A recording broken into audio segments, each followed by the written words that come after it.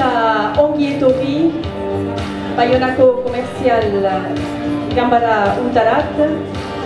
Esker, nombre handian etorririk.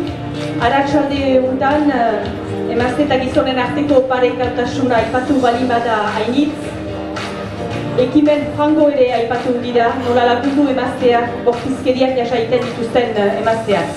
Arrats untan, aldiz, emazteak argitan ezarriko ditugu, enpresa munduan, enpresa buru diren emazteak. Bonsoir, bonsoir tout le monde. Bienvenue à la Chambre de commerce et d'industrie de Bayonne, où nous sommes particulièrement bien accueillis. Nous avons eu cet après-midi des débats intéressants, très intéressants, riches, beaucoup d'initiatives qui ont été présentées pour aider les femmes qui connaissent les violences. On a eu aussi beaucoup de fraîcheur avec des enfants, des lycéens qui sont venus nous lire des textes, qui ont fait un travail magnifique. C'est vrai, on a eu une diversité d'invités. Ce soir, c'est autre chose.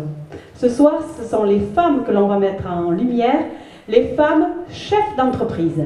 Mais avant cela, j'invite à venir me rejoindre André Garreta, président de la Chambre de commerce et d'industrie. Va venir aussi Sandrine Derville, vice-présidente de la Nouvelle-Aquitaine. Voilà, venez nous rejoindre. Et puis Chabi Ariste, à qui on va demander un petit exercice, parce que moi j'ai dit 2 petits mots sur cet après-midi, mais il fera aussi un petit retour sur tout ce qui s'est passé cet après-midi. Allez, André Garreta, on vous tend le micro.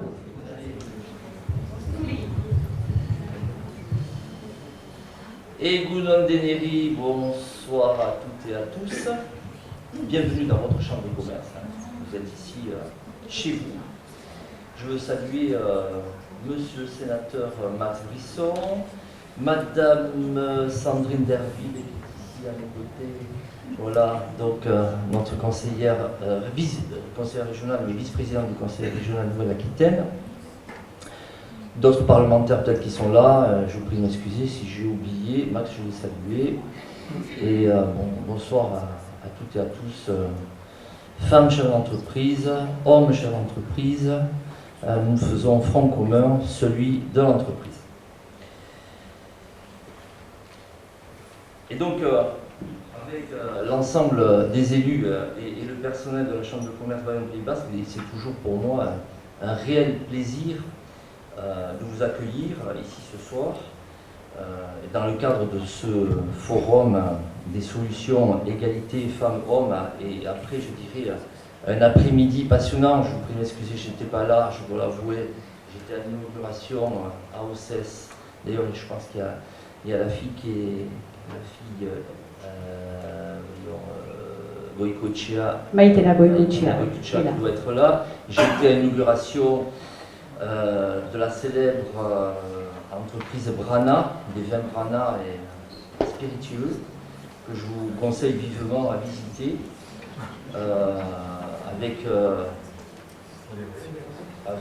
non, pas pourquoi modération, le plaisir, on ne doit pas compter le plaisir, mais bon voilà, ça fait plaisir de voir des entreprises familiales de 3 générations qui se suivent, que ce soit chez Goïcochea ou chez Brana, qui conservent leur ADN. Voilà, leur ADN, leur savoir-faire, qui se transmettent le savoir-faire. Vraiment, c'est toujours un plaisir pour moi d'aller à l'intérieur du Pays Basque, voir ces entreprises familiales qui œuvrent pour la qualité et qui font de ce Pays Basque une terre de culture. Pour en revenir, excusez-moi, je me suis perdu à notre sujet essentiel. Celui de l'association de la CCI et du comité de valorisation. D'abord, je veux remercier le Conseil de développement pour l'organisation de cette manifestation et de ce forum. Chabi Ariste, qui a mené de main de maître cette organisation et qui a su organiser, fédérer.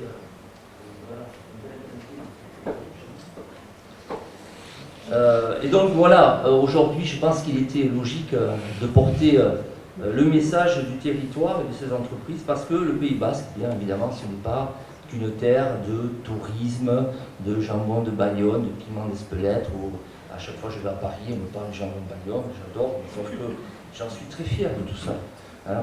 Sauf que bien notre terre est une terre riche, riche d'innovation, riche de sujets porteurs d'initiatives, elle est aussi surtout riche de ces hommes et de ces femmes qui entreprennent tous les jours au cœur de notre territoire. Évidemment, tout n'est pas parfait. Et donc des efforts sont nécessaires pour défendre une certaine idée de l'égalité des chances et une forme d'entretien, je dirais, d'attention est apportée, notamment dans l'accès à l'entreprise ou à l'entrepreneuriat, et notamment au féminin. Et donc nous devons ensemble rester vigilants pour porter les progrès, l'innovation, le financement, l'accès à l'éducation ou la formation avec les mêmes chances pour tous. Juste un exemple, à la Chambre de commerce, nous pouvons compter entre autres sur Nida Jurado de l'association dirigée au féminin pour animer et défendre le partage d'expériences au féminin et donner envie aux femmes de devenir des chefs d'entreprise à part entière. Bien sûr, d'autres associations évidemment œuvrent avec efficacité pour l'entrepreneuriat au féminin.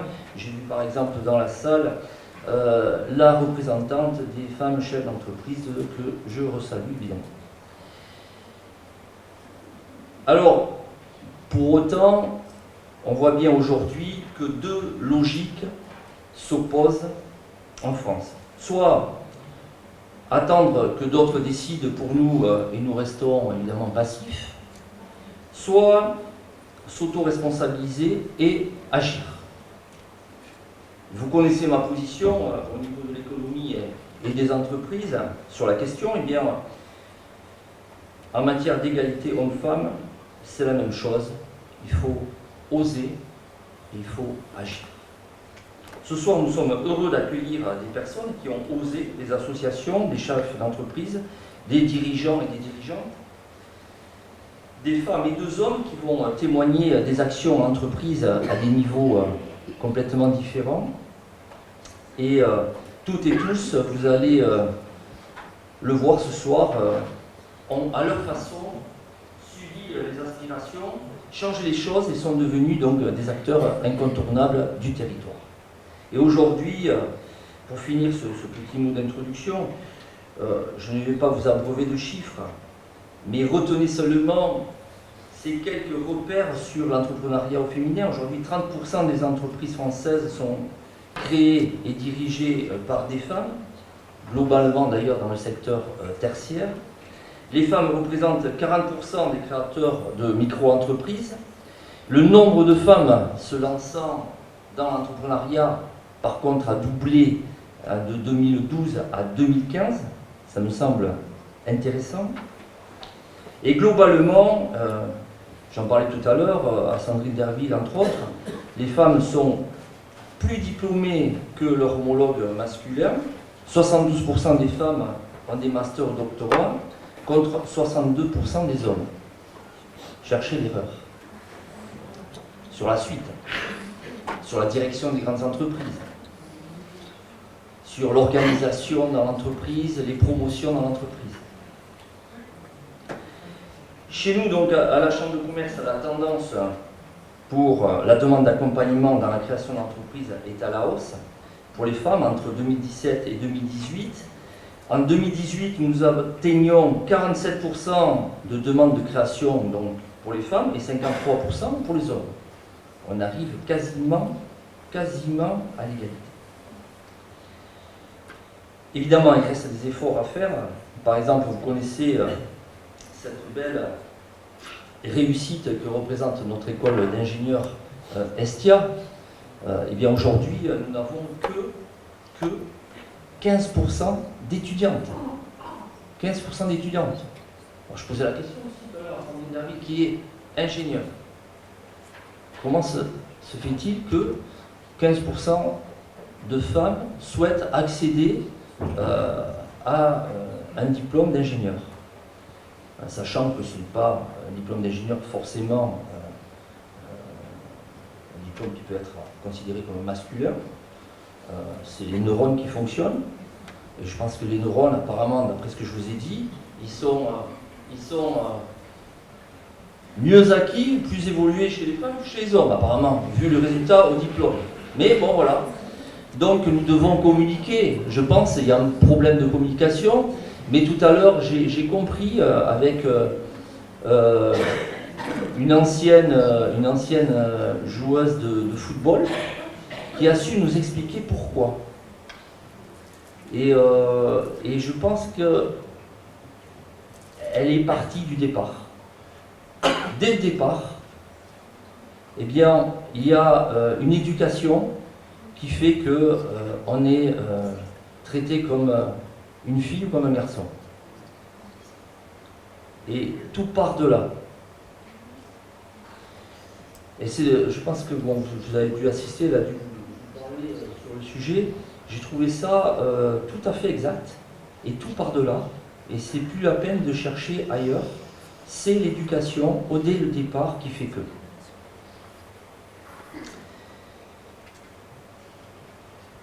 Je ne vais pas aller plus loin. Tout à l'heure, bon, je parlais d'un principe, qui est un principe républicain, que nous devrions observer, qui est inscrit en caractère gras sur notre Constitution. Liberté, égalité, et égalité, fraternité. Donc respectons déjà ce principe-là. Merci à toutes et à tous.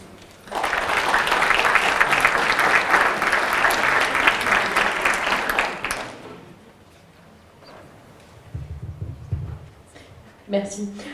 Mesdames, Messieurs, cher André, cher Chabi, merci à la CCI et au Conseil de développement du Pays Basque d'organiser conjointement cette journée sur deux thèmes importants, sur un thème important, mais en deux temps importants. C'est un grand plaisir pour moi d'être parmi vous à ce forum à deux titres. Bien sûr, d'abord en tant qu'élue et en voisine Anglois, et aussi, comme le disait André, en tant que femme qui fait un métier d'homme, entre guillemets. Puisque tu parlais d'éducation et d'études d'hommes, d'études de femmes, mais voilà, je suis une femme qui fait un métier d'homme et j'en suis fière. Je suis ravie aussi d'être parmi vous parce que, d'abord dans un premier temps, et c'est pour ça qu'on m'a demandé de prendre la parole aujourd'hui, les collectivités se sont plongées avec enthousiasme dans cet avant G7, l'ensemble des collectivités, donc la région que j'ai la chance de représenter ce soir, mais aussi le conseil départemental qui animera un second forum d'ici quelques jours, un forum qui lui sera consacré aux inégalités territoriales, et le département agit beaucoup pour contrer ces inégalités territoriales, donc d'ici quelques jours vous aurez, j'espère, l'occasion d'assister à ce forum. Et un troisième forum qui sera également organisé par les collectivités, avec cette fois également l'agglomération Pays Basque et la ville de Biarritz bien sûr, qui travaillera et nous aurons l'occasion de réfléchir aussi aux questions de changement climatique, de recul du trait de côte et les questions de l'océan, qui sont une autre des trois thématiques que la présidence française de ce G7 a souhaité mettre à l'honneur. Donc les collectivités, nous avons souhaité saisir avec enthousiasme ce G7 comme une occasion de valoriser nos territoires, mais de montrer aussi les réponses qu'on sait inventer. Et ici au Pays Basque, on est particulièrement innovant également sur ces défis de notre temps, et singulièrement aujourd'hui la question qui nous rassemble, la question des inégalités entre les femmes et les hommes. Très heureuse donc d'être parmi vous pour évoquer cette question de la place des femmes dans la société, plus particulièrement ce soir dans la sphère économique et plus globalement également les inégalités d'accès aux responsabilités, parce qu'évidemment c'est une question qui me touche personnellement à la fois professionnellement et en tant qu'élue. Benoît de Groot a dit il n'y a pas si longtemps que ça, le féminisme n'a jamais tué personne, avant d'ajouter le machisme tue tous les jours. Alors non, prendre le temps, comme on va le faire ce soir après l'avoir fait cet après-midi, dans un débat en amont d'une réunion du G7 où vont se réunir les principaux leaders de notre planète pour s'interroger sur les questions féministes. Non, ça ne tuera personne. Ça ne ralentira, je pense, aucun développement.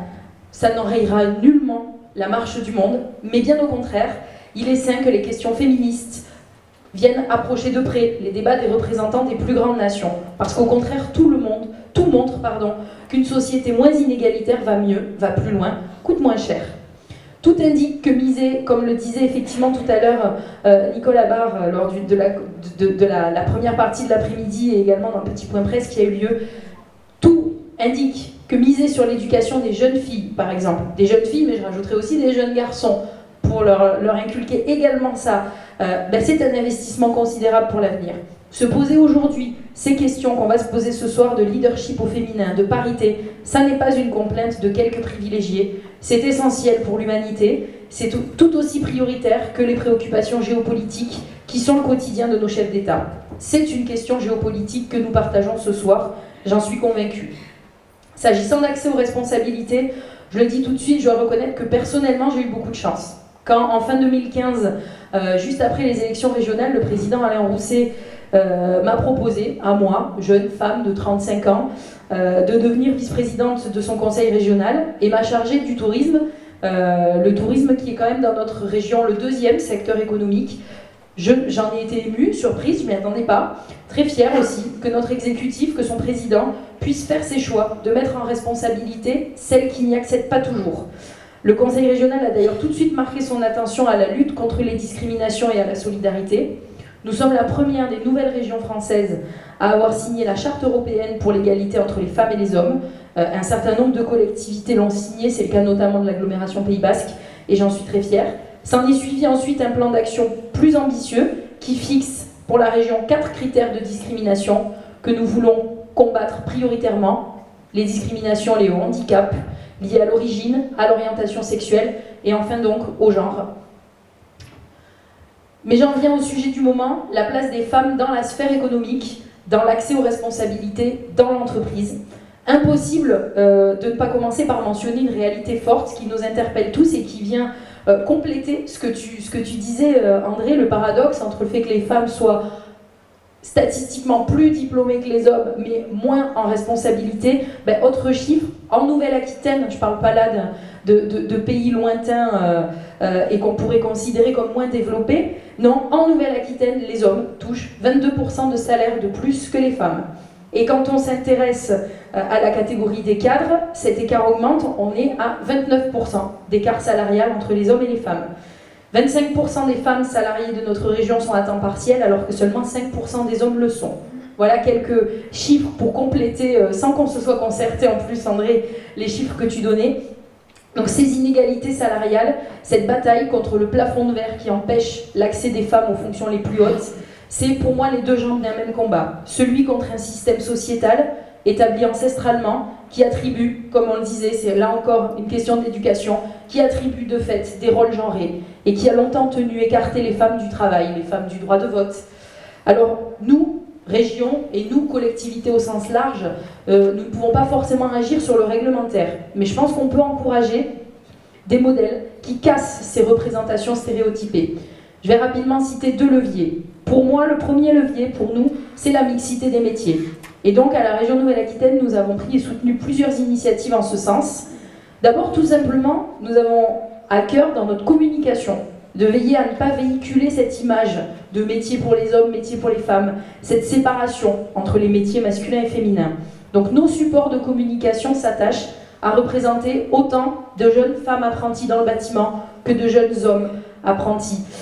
Autant d'hommes sur les métiers de soignants, par exemple, alors qu'on a, c'est vrai que souvent, on peut se le dire dans les brochures pour les métiers de soignants, qu'on appelle d'ailleurs entre nous les écoles d'infirmières, enfin c'est le langage courant, c'est celui-là, mais on essaye, nous, dans nos communications, de montrer autant d'hommes que de femmes. En mars, nous avons adopté une feuille de route pour l'aéronautique, le spatial, la défense. Le président Rousset et l'ensemble de l'exécutif, nous avons choisi de lui donner le nom de Maryse Bastier, une aviatrice de Limoges.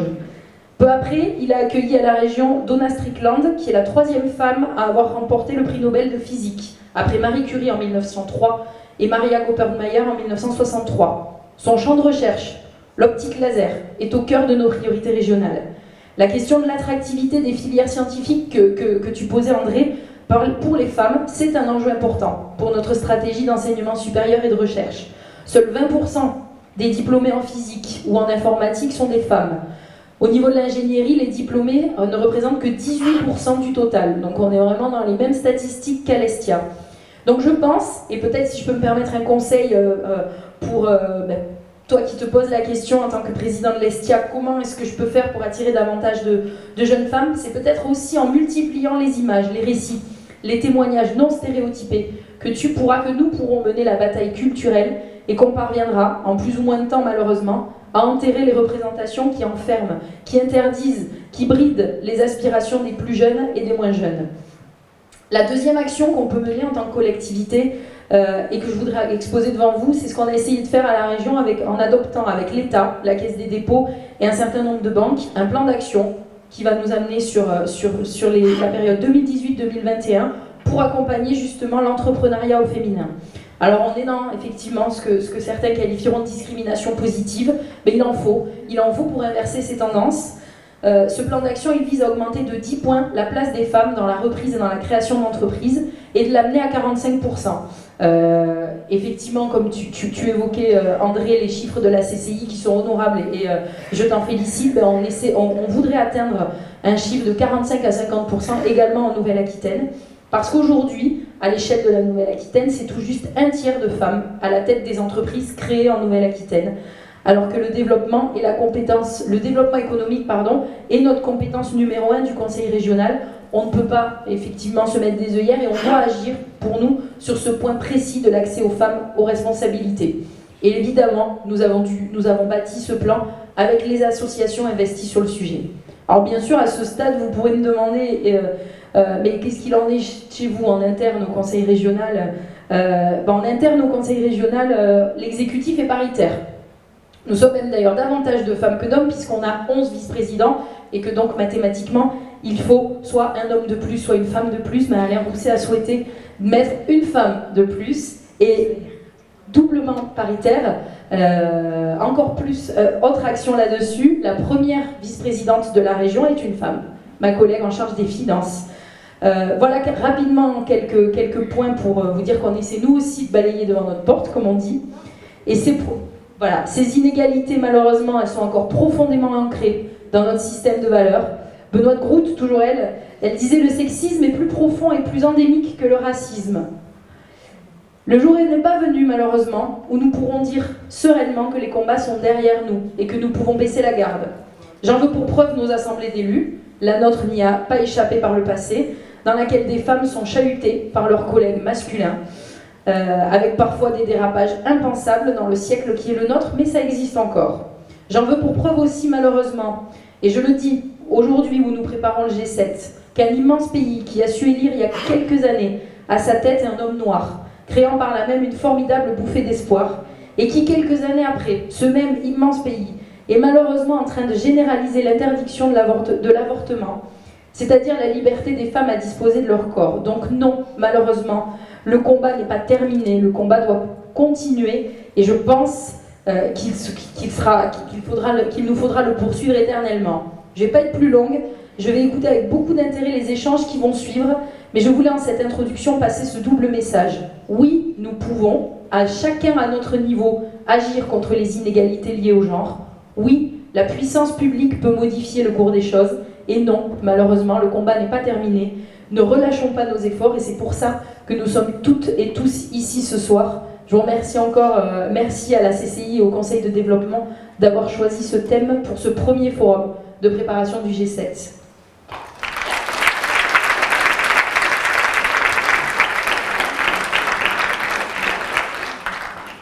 Merci Sandrine, je vais faire très court, simplement pour vous dire que nous avons vécu des moments très intenses cet après-midi, notamment lors de la première conférence qui a réuni donc les enfants qui ont travaillé sur des projets pédagogiques, ainsi que le sport au féminin. C'était beaucoup d'émotions, ils ont fait un travail remarquable et ça a été, je crois, un grand moment partagé par tous. La deuxième séquence sur les violences faites aux femmes était un petit peu plus dure, comme vous pouvez l'imaginer, mais néanmoins un sujet très intéressant et on a pu voir combien les associations locales qui s'investissent sur ces thématiques-là mettent du cœur à l'ouvrage et la complémentarité de leurs actions fait émerger des solutions pour ce territoire qui sont assez remarquables. Et c'est bien l'objet de ce forum que de mettre en valeur ces solutions qui sont imaginées par ces acteurs du territoire, parce que au-delà du comité de valorisation des collectivités qui le composent, du conseil de développement, nous n'avons nous-mêmes pas grand mérite, c'est vous, les acteurs du territoire, qui avez tout ce mérite-là. Donc aujourd'hui, c'est un hommage qui vous est rendu également. Je terminerai simplement en retenant déjà de la première partie de cette journée un mot qui a été prononcé lors de la première conférence, qui est le mot « oser au féminin ». Je crois que ça résume bien l'enjeu de cette lutte contre les inégalités entre les hommes et les femmes. Et si je peux terminer avec une petite anecdote, ça m'a remémoré que dans d'autres domaines, quelquefois, il faut aussi oser au masculin. Et lorsque j'ai terminé mes études en Écosse, en 1992, après avoir obtenu mon diplôme, je m'étais dit, tiens, si j'ai mon diplôme, je rentrerai aux Aldudes où je suis natif en kilt. Mais c'était un peu osé au masculin aussi à l'époque, et je pense que ça m'a permis de ressentir un petit peu aussi ce que les femmes ressentent lorsqu'elles osent au féminin. Donc, je voulais simplement terminer par cette petite anecdote qui m'a peut-être donné une certaine sensibilité et qui m'a amené au sein du Conseil de développement à m'investir sur ce sujet lié à l'égalité entre les femmes et les hommes. Voilà, je vous remercie en tout cas à tous d'être ici présents, de soutenir ces associations, tous nos partenaires qui ont aidé aussi à financer ce forum, et maintenant on va laisser la place aux spécialistes. Merci. Merci Chabi. Alors, il va falloir faire preuve de je ne sais pas quoi, parce que nous commençons la première table ronde à l'heure où nous devions la terminer. Mais ce n'est pas grave, ne soyez pas inquiètes, mesdames, nous prendrons le temps qu'il faut pour présenter toutes les associations. Et avec moi, pour animer cette soirée, Thomas Perron, donc directeur de la communication à la Chambre de commerce et d'industrie. Il faudra oser. Hein. On va faire court et on va oser. Donc pour respecter la parité, tu m'acceptes ce soir à tes côtés. Voilà. Ça me fait très plaisir. Merci à tous d'être ici ce soir. On attaque dans le vif du sujet, je pense. Voilà, et on va faire monter ici auprès de nous Marie-Pierre Hospital, Amélie Morin, Marie-Pierre Arrieta pour l'association Andele Naïa. Je les appelle là, merci.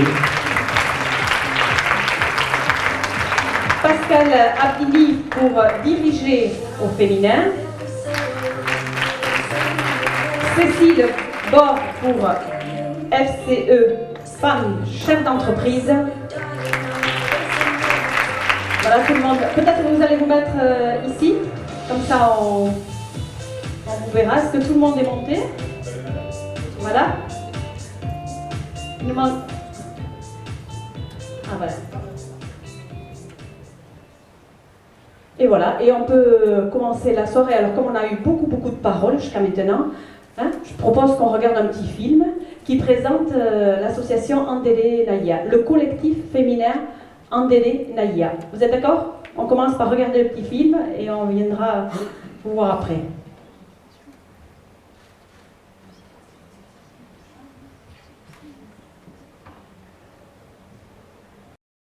Pourquoi tout commence, tout finit et se perd, se transforme. Les belles larmes réduisent en vie, feuillement. Donc des amandes.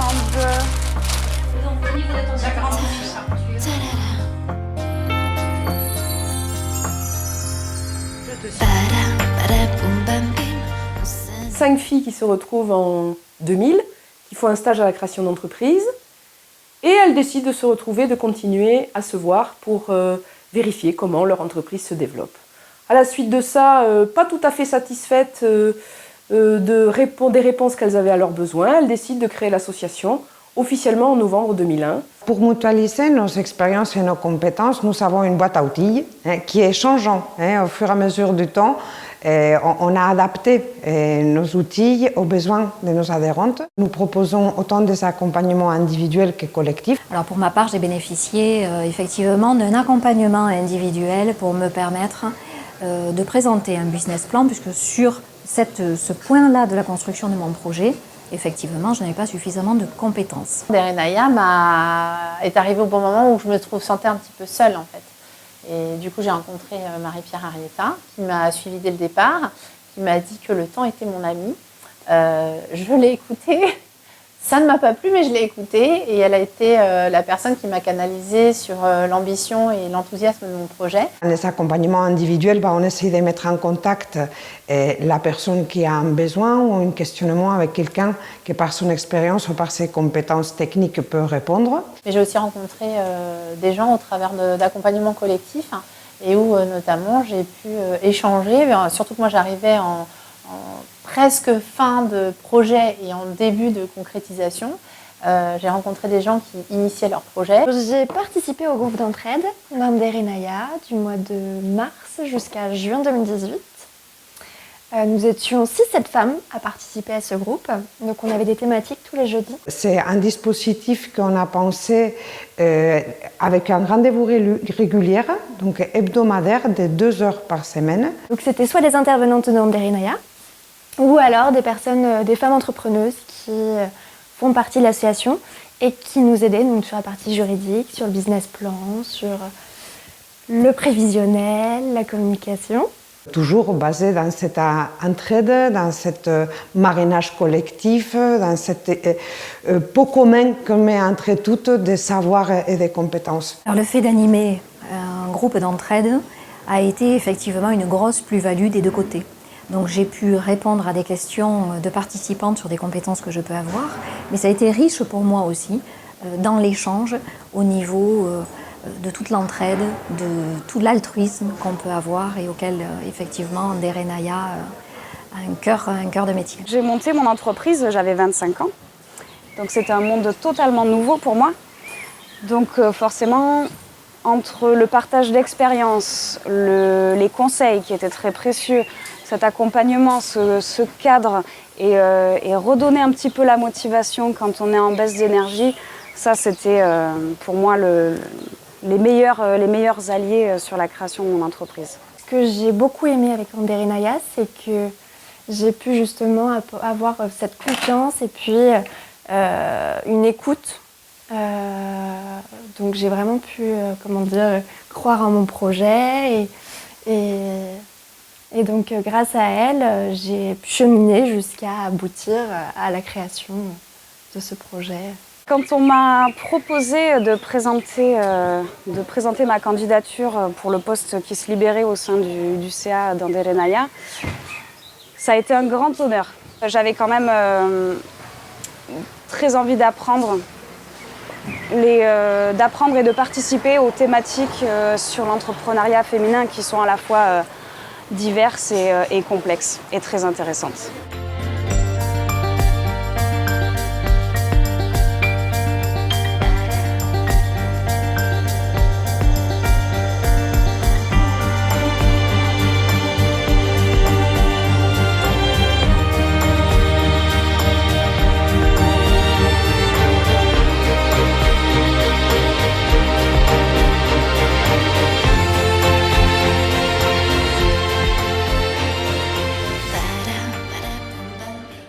Bravo, ça mérite des applaudissements quand même.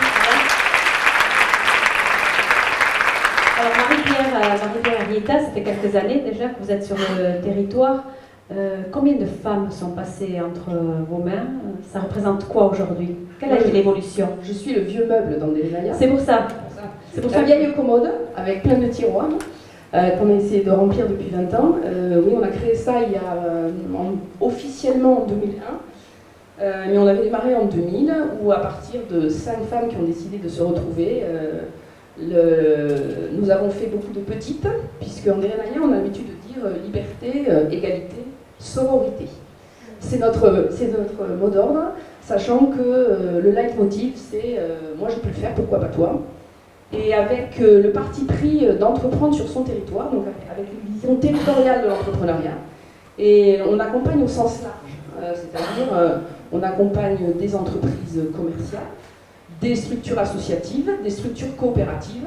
Donc on essaie d'avoir un échalandage le plus large possible et avec une vision que l'on défend depuis 10 ans maintenant, qui est la femme au cœur de l'entreprise, donc plutôt avec une vision économie sociale et solidaire de la structure. À peu près combien de femmes Passé par André Naya, depuis le début, je dirais 1800 aujourd'hui, depuis le début de la création.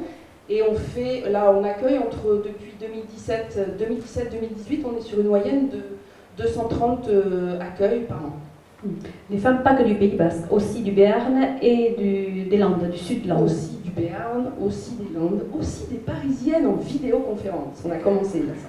C'est-à-dire qu'elles préparent leur arrivée en Pays Basque et on fait de la vidéoconférence à distance. Oui, aussi, et de plus en plus. Et puis qui arrive aussi de Bretagne. C'est ça.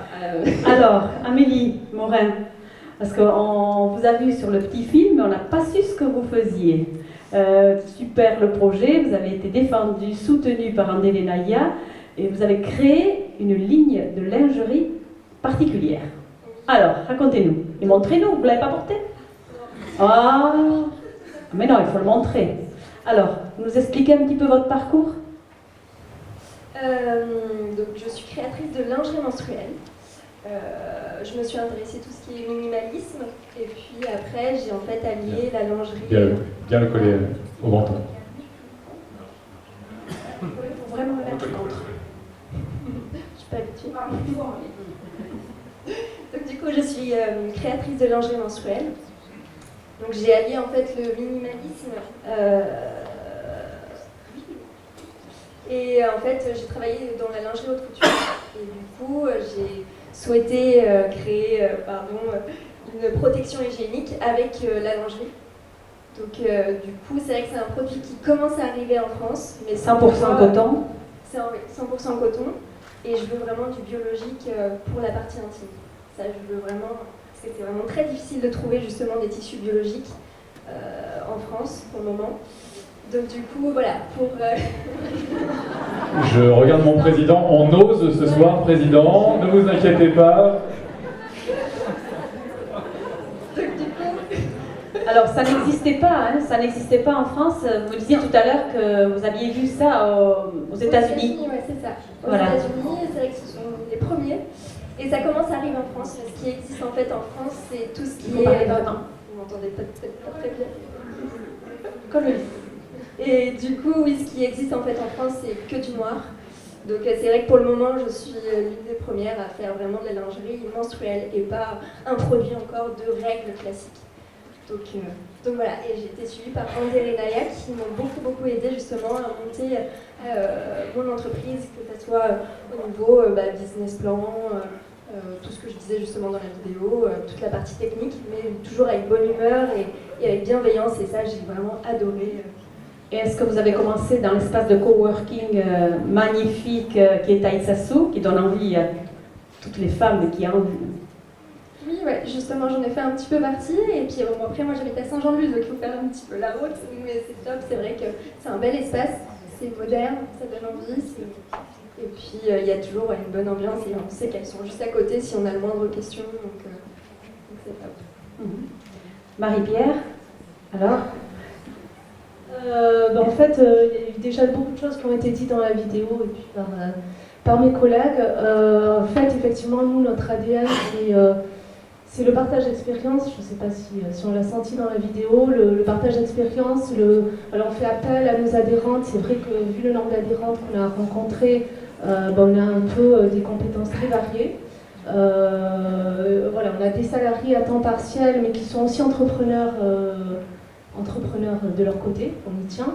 Donc on a besoin de faire appel à nos bénévoles, à nos adhérentes pour animer des ateliers. On essaie d'adapter nos outils aux besoins des entrepreneurs. Donc en fait, par exemple pour nos ateliers, ça peut être des ateliers techniques sur le choix du statut, la lecture d'un bilan comptable, comme ça peut être justement pour... souvent les femmes ont du mal à oser justement créer leur entreprise, et donc ça peut être comment améliorer la confiance en soi, comment prendre la parole en public, des thématiques plus personnelles. Aussi, on a eu des ateliers qui ont bien marché sur le partage des points de vie. Parce que une femme, l'homme aussi, mais une femme encore plus peut-être, doit travailler, doit créer son entreprise, elle doit aussi s'occuper de sa famille, elle essaie d'avoir une vie sociale et c'est souvent difficile de concilier tous ces temps-là. Encore plus quand on travaille à domicile, donc voilà, on anime aussi des ateliers sur ces thématiques. Et puis après, voilà, en plus de ce qu'on appelle cœur de métier, toutes ces activités-là, et l'animation de l'espace de coworking, grâce à la communauté d'agglomération, on essaie de développer des projets sur des thématiques qu'on va identifier lors des échanges avec nos adhérentes. Là, on a des projets qui nous tiennent vraiment à cœur, sur lesquels on a commencé à travailler. Un sur les femmes dans l'agriculture, puisqu'on est quand même dans un territoire où l'agriculture a une part importante et où on a une part importante de femmes qui se lancent dans l'agriculture. Voilà. Et puis une autre thématique sur les mères entrepreneurs, parce qu'on l'a vu dans la vidéo, on a des femmes de plus en plus jeunes qui entreprennent, qui viennent nous voir. Et du coup, souvent, elles créent leur entreprise et elles ont des enfants en même temps. Donc voilà, il faut ajouter aussi, par exemple, tout ce qui est frais de garde, comment faire garder son enfant quand on entreprend. Voilà, donc on travaille sur ces deux thématiques qui nous tiennent à cœur parmi tant d'autres. J'ai l'impression, étant sur le territoire, que depuis que vous avez l'espace de coworking et cet espace à Itsasu, on vous connaît beaucoup plus. C'est quoi les défis dans Delenaya pour les mois et les années qui viennent? Comme je me suis permise de prendre le micro à Marie-Pierre, comme je suis la vieille de l'étape, et en fait cet espace de coworking, ça a été la reconnaissance de 20 ans de travail sur le territoire. Alors, on ne laboure pas parce que c'est pas bon de labourer, mais on a gratté pendant 20 ans. Et finalement, les élus proches, c'est-à-dire du pôle Aérobilier aujourd'hui, moi je voulais rendre hommage à Paul, à M. Baudry et M. Lamerins, et Sylviane Allo qui est là, qui nous a soutenus, qui nous soutient depuis 15 ans, qui avait déjà vu que ça bossait pas mal. Donc ça a été le résultat de ça que nous avons pu effectivement du coup avoir pour nous développer et pour montrer ce qu'on savait faire, un lieu neuf, beau et qui donne envie d'entreprendre. Et les défis pour les mois qui viennent, les années qui viennent, puisqu'il y a de plus en plus de demandes? On a des obsessions, Delenaya. Ouais, on est un peu obsédés, et moi en particulier sur certaines questions. On pense il faudrait commencer pour l'égalité par le début, c'est-à-dire le plan d'affaires aujourd'hui.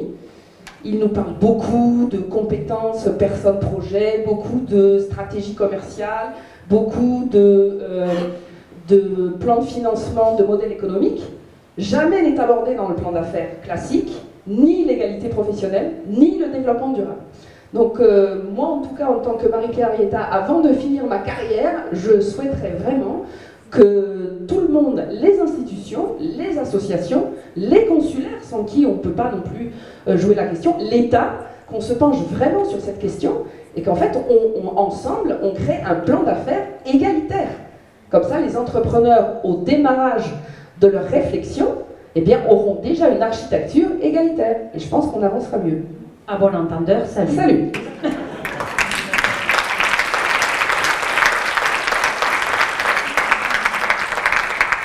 Merci beaucoup, merci pour ces témoignages. Emprunt quand même d'expérience, mais j'ai beaucoup entendu le mot confiance. Donner confiance dans l'association et donner confiance sans doute aux donneurs d'ordre, aux personnes qui entourent et à des personnes et à des femmes qui auraient besoin par peut-être ce côté d'isolement à casser. Tous les entrepreneurs vivent ça au moment ou à un autre, on est souvent tout seul au début. C'est peut-être renforcer ce lien grâce à Anderenaya et grâce à cette association. On va passer maintenant à diriger au féminin. Diriger au féminin, non? Exactement. Et peut-être qu'on peut commencer aussi par la petite vidéo. Vous êtes d'accord? On y va. Alors on regarde la petite vidéo, très courte, mais percutante. J'ai fondé Diriger au féminin en 2005 avec un petit groupe de femmes chefs d'entreprise locales. Nous regroupons actuellement plus de 80 femmes chefs d'entreprise ou cadres dirigeantes de tous les secteurs professionnels qui constituent un véritable maillage territorial. L'association marque ainsi la volonté de réunir tous les profils sans exception. Notre devise, l'envie de partager. Envie de partager, oui, on peut applaudir. La présidente. Et nous avons avec nous ce soir la vice-présidente. Voilà, je représente Isaac. Voilà, en vacances encore. qu'elle profite bien de ses vacances. Voilà. Alors, vous intervenez aussi au Pays Basque et dans le sud des Landes. Oui. Alors, l'ancrage de l'association, c'est un ancrage territorial. Donc, effectivement, on a des adhérentes qui sont au Pays Basque, au sud de Landes. On est en train de se développer au Béarn aussi. Et Nilda a conclu un partenariat il y a quelques années avec Aspegui. Donc voilà, notre ambition, c'est vraiment de rayonner sur tout le territoire. Nos adhérentes, donc on est à peu près 80 aujourd'hui, ce sont donc des femmes chefs d'entreprise du territoire et aussi des dirigeantes. Et ce qui fait la spécificité, c'est la diversité des adhérentes. Et puis, ce qui fait l'ADN de notre association, c'est surtout l'envie de partager, l'envie de se réunir, d'échanger, de s'informer également. Donc on fait plein d'activités qui visent justement la diversité et le partage. Donc par exemple, on a reçu il n'y a pas longtemps monsieur le sous-préfet qui est venu nous présenter le G7. Bon, ça c'était un peu sérieux, on a été très sage, on a écouté, on n'a pas trop rigolé, on a été vraiment très appliqués. Et sinon, la semaine prochaine, on a notre journée visite d'entreprise qu'on organise tous les 2 ans. Et on va justement rencontrer les établissements Brana, Cocochea qui nous reçoit aussi, et visiter l'entreprise de la WAC. Donc voilà, on est sur un ancrage territorial et on s'intéresse aux activités du territoire. Alors on peut peut-être juste expliquer ce qu'est Aspegui pour les personnes qui ne connaîtraient pas. On peut l'expliquer, c'est l'équivalent de dirigeant féminin de femme chef d'entreprise, tout à fait, mais donc en Guipuscoa, et qui... Elles sont plus nombreuses, elles sont 650. Exactement. Et on a une petite vidéo aussi, en basque et en espagnol, qui présente un peu leur cœur d'action. On peut le regarder ?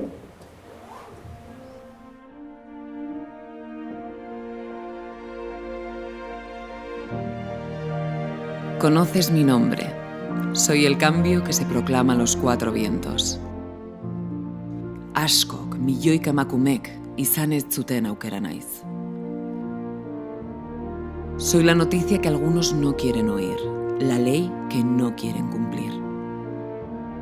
Mutua naiz, zure ahotsaren bidez besterik ezin naiz mintzatu. Ez eman bizkarra, horrela denok galduko baitugu, denek galduko baitute. Llego tarde al trabajo porque a veces me cierran la puerta por dentro. Pero soy la sutura que cose la brecha. Soy el antídoto contra el 24%. Emakumeei bakarrik egiten dizkieten galderen ahanztura naiz. Soy poderosa, soy imparable, soy imprescindible. Ezinbestekoa naiz. Si estoy, crecemos. Como profesionales, como empresas, como territorio. Badakizu nire izena, conoces mi nombre, dilo 1000 veces al día, para anunciarles que he venido para quedarme. Me llamo Igualdad, y conmigo somos más grandes.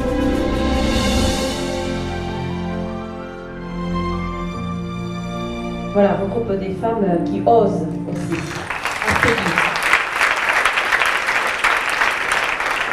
Et on salue d'ailleurs la présidente qui est ici, voilà, Nerea Ibanez, qui va peut-être venir nous dire un petit mot.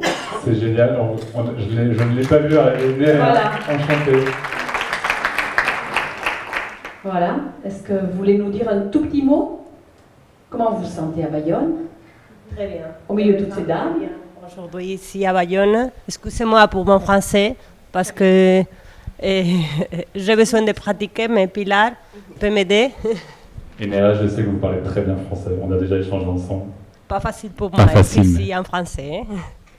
Alors vous êtes source d'inspiration et vous êtes source de collaboration, notamment avec Dirigeants féminins. Est-ce que vous pouvez nous dire quels sont les grands défis aujourd'hui en Guipuscoa pour Aspegui?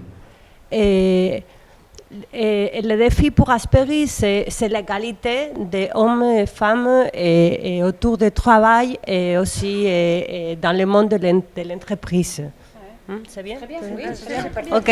Juste bien collé. Nous faisons la collaboration avec toutes les associations de femmes à Espagne, au Pays Basque, et aussi ici au Pays Basque français. Nous faisons de la collaboration aussi avec André Naya, avec Diriger au féminin. Et Et pour nous, c'est très important de faire la collaboration avec tous les agents parce que l'égalité, ce n'est pas une chose exclusive des femmes, c'est une chose de toute la société. On a entendu une phrase qui était très forte, des portes qui sont fermées de l'intérieur, ou qu'on veut fermer de l'intérieur, ou qu'on ferme de l'intérieur, qu'on se ferme soi-même de l'intérieur. On revient sur la question de la confiance. Aujourd'hui, comment Aspegui travaille sur ce lien de confiance ou active cette confiance avec ses actions, avec, on voyait Los Premios, qui sont remis, les prix qui sont remis pour justement valoriser le travail exemplaire. Est-ce qu'il y a d'autres actions que vous souhaiteriez peut-être voir aussi chez nous ici? Nous travaillons beaucoup la valorisation et la visualisation, c'est bien, la visualisation des femmes référentes à différentes activités économiques, scientifiques, industrielles, politiques, parce que c'est nécessaire d'avoir des références, des modèles pour les voir et pour dire moi je peux faire ça, non? Peut-être un mot pour le Voilà. On sent bien combien il est important aussi de mettre en lumière toutes les initiatives et toutes ces femmes qui entreprennent. Et ce qui est intéressant, c'est que la transition va être toute faite sur le côté exemple à donner à un territoire ou à des actions qui sont faites ailleurs. On va maintenant vous passer la parole, Cécile Borg. Merci beaucoup, Néa. Je ne vous ai pas vu arriver. Donc, je suis particulièrement très content de vous avoir. Je croyais qu'on n'aurait que la vidéo ce soir, donc je suis vraiment très heureux. Et je vous remercie pour votre participation en français ce soir. Merci, on peut l'applaudir.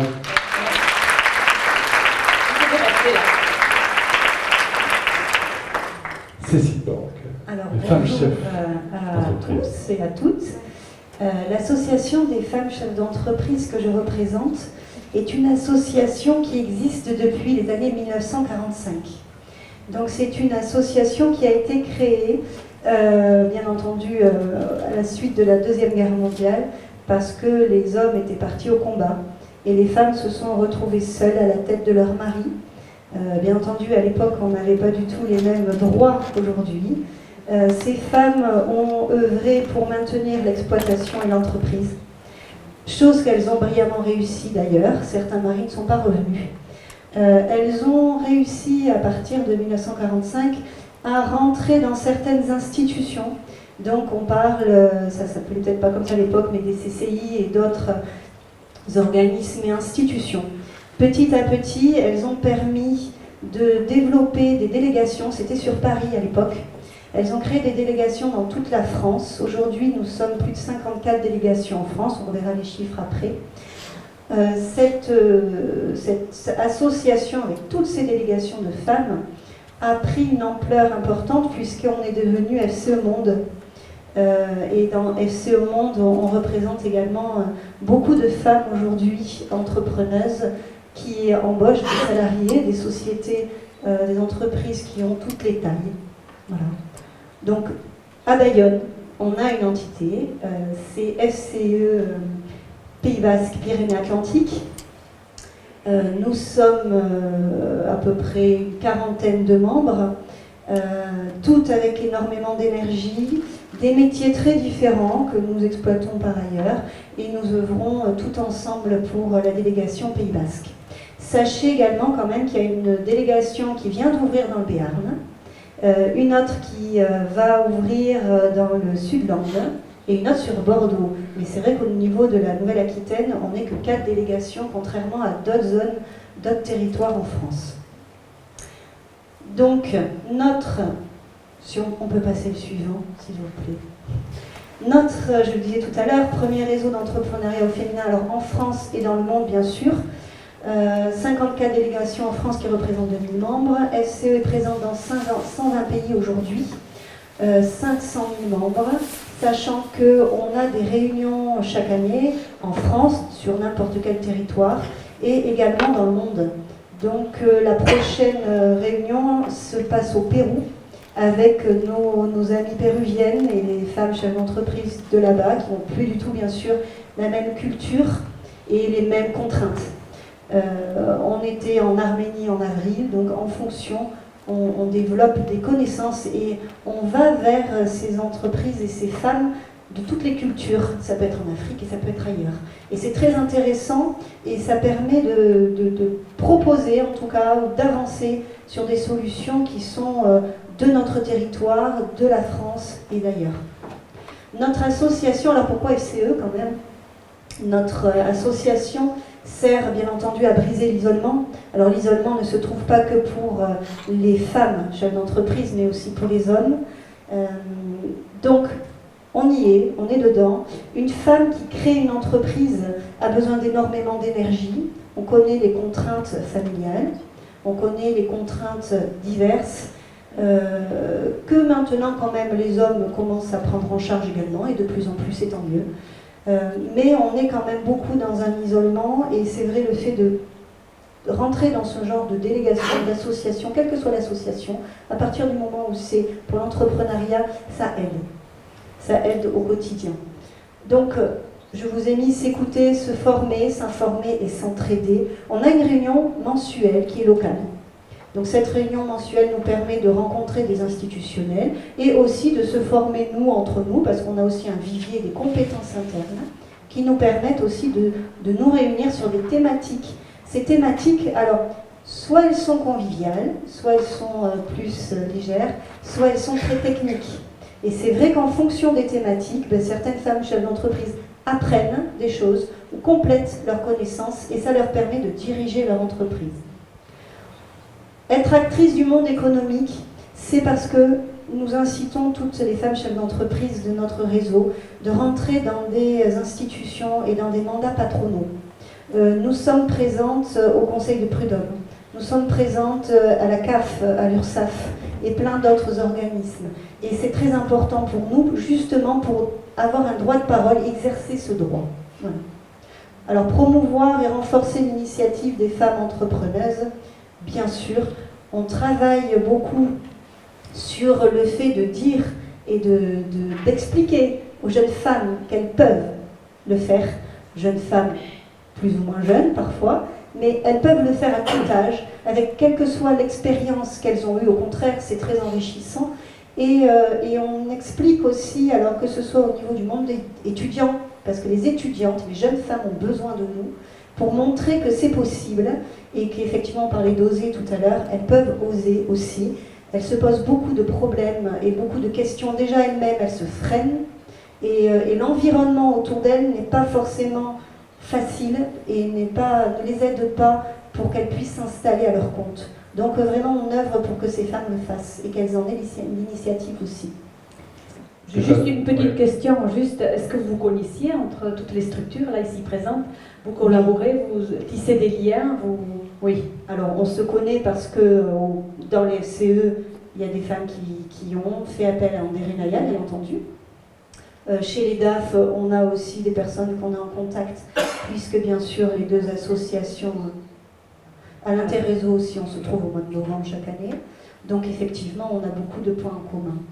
Je crois qu'on a de beaux exemples, de petits accélérateurs pour l'entrepreneuriat féminin et une belle complémentarité effectivement à travailler sur le territoire via des exemples du territoire pour le territoire via le territoire, et finalement qui peuvent être aussi inspirés et complémentaires avec ce qui se passe juste à côté et qui méritent effectivement d'apporter ces élans, cette confiance et de le faire sans compromis. Moi je voudrais rajouter quelque chose à ce qu'a dit la présidente d'Aspili. Je pense qu'on a, et puis pour rebondir aussi sur ce que vous avez dit, Monsieur le Président, tout à l'heure, on a un gros déficit d'image de femmes qui réussissent dans l'industrie ou qui s'engagent dans la recherche.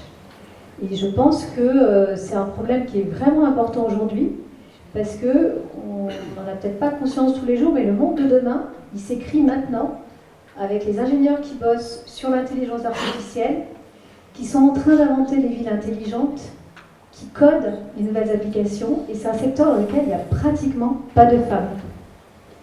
Et donc je trouve ça important de faire ce que vous faites et de le relayer ici, peut-être s'inspirer de votre modèle, parce qu'il y a un gros déficit de femmes dans l'industrie. Et moi j'ai donné des cours ici à l'EGC, qui est devenu Catch maintenant, et quand je disais aux jeunes femmes, mais allez dans l'industrie, parce qu'il y a de la place, c'est là où il faut aller. En plus, ces grosses structures, elles ont des vrais programmes pour mettre en place la parité, des programmes pour détecter des talents, pour accompagner les jeunes filles, les jeunes femmes, pardon, et il n'y en a pratiquement pas qui y vont. Donc je pense que là, on est sur un vrai enjeu de société. Voilà. En tout cas, merci à toutes de nous avoir présenté vos structures, vos collectifs. Bravo et sous vos applaudissements. Merci à tous.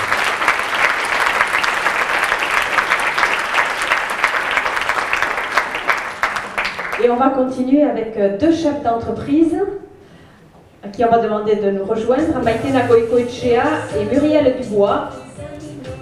Alors Maïtena Goicoechea pour les coifferies Goicoechea qui va représenter rapidement l'entreprise de Muriel Dubois pour les laboratoires de Biarritz. Merci Muriel. Allez, venez vous asseoir au milieu. Mettez-vous au milieu, toutes les deux.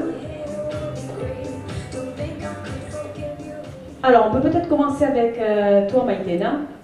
Une entreprise familiale, 3e génération, le disait tout à l'heure le président aussi.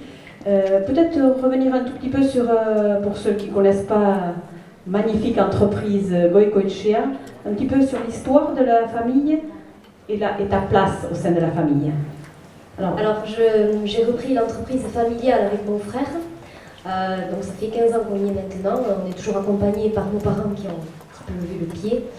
C'est une entreprise qui a été créée par mon grand-père Jean-Baptiste et ma grand-mère. On ne va pas oublier les femmes parce qu'elles sont vraiment complémentaires aux hommes. Et que mon grand-père, je pense qu'il ne serait pas arrivé là où il est arrivé sans ma grand-mère. Et la même chose pour mon père. Voilà. On salue Térécha, si elle nous entend. Ça mérite d'être applaudi aussi. Voilà. Voilà. Donc au niveau de l'entreprise, je m'occupe surtout de l'exportation. Voilà, et des projets hôteliers, architecturaux au niveau de la France et de l'étranger. Et je tiens aussi à préciser que mon frère s'occupe vraiment de la fabrication. Donc c'est vraiment, c'est une complémentarité entre nos compétences. Vous avez quand même fait le choix de rester à Ossès, en Pays Basque intérieur. Oui. Ça représente quoi aujourd'hui la poterie Goicoechea, la famille Goicoechea, l'entreprise? Pour donner quelques chiffres, combien de salariés? Alors on est 23 salariés. Voilà. Donc il y a 2 sites, il y a la manufacture et la boutique à Ossès, ainsi qu'une boutique à Saint-Jean-de-Luz, place Louis XIV. Voilà, donc... En lien avec les personnes qui viennent intervenir juste avant, ces femmes qui donnent confiance, est-ce que le fait d'avoir des grands-parents, des parents déjà entrepreneurs, est-ce que cette confiance, elle était déjà dans l'ADN, où il a fallu la travailler et aller peut-être contre certains freins? Alors oui, on l'a dans l'ADN forcément, quand on voit nos grands-parents et nos parents travailler, se régaler surtout, parce que mon frère et moi n'avons pas été forcés de reprendre l'entreprise, on avait le choix de faire ce qu'on voulait. Lui s'est dirigé vraiment dans la technique, la fabrication, et moi dans le commerce, donc on a vraiment trouvé nos voies et je suis très très contente de travailler avec mon frère parce qu'on est vraiment très complémentaires, on s'entend très bien.